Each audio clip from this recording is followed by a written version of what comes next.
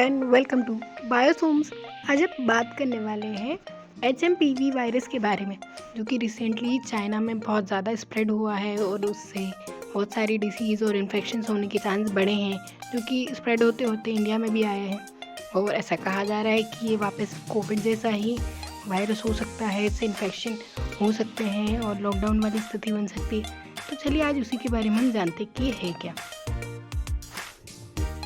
The human मेटानिमोनो virus, जिसे हम HMPV भी कह रहे हैं, इसका जो करेंटली हम देख रहे हैं कि चाइना में बहुत ज़्यादा रेस्पिरेटरी इन्फेक्शन फैला है और इसके कई सारे केसेस भी नोट हो रहे हैं। अब ये जो वायरस है वो विंटर सीजन में ही ज़्यादातर फैलता है और उसमें उसी समय नोटिस में आता है।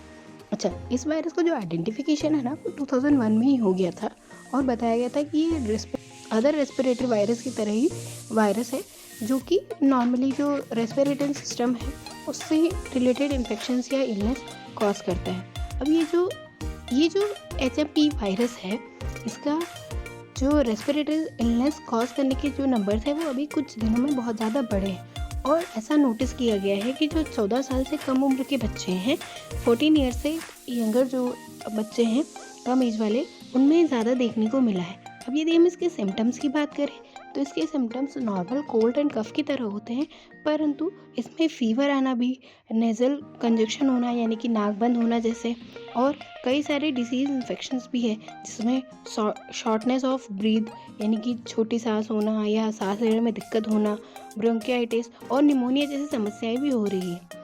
अब ये जो वायरस जो है ये फैलता कैसे है? तो एक्चुअली ये जो वायरस है वो एयरबोर्न वायरस माना जा रहा है, जो कि कफ के थ्रू या स्नीजिंग के थ्रू उसकी जो रेस्पिरेटरी ड्रॉपलेट्स है उसके थ्रू फैलता है। जैसे हमने माइक्रोबैक्टीरियम ट्यूबरकुलोसिस का सुना है कि वो कफ और स्नीज के थ्रू उसकी ड्रॉपलेट के साथ फैलता है, सेम ये भी कंटामिनेशन ऐसे ही ट्रांसमिट होता है कि यदि कोई जिस पर्सन को कोल्ड की या कफ की प्रॉब्लम है उनके थ्रू ये नॉर्मल पीपल तक स्प्रेड हो सकता है, ये ट्रांसमिट हो सकता है। अब इसके जो केसेस हैं वो अभी इंक्रीज़ होते दिखाई दिए हैं, जिससे रेस्पिरेटरी इलनेस की बहुत ज़्यादा दिक्कतें हुई है और इसके कुछ समय से बहुत ज़्यादा केसेस इंक्रीज़ हुए हैं।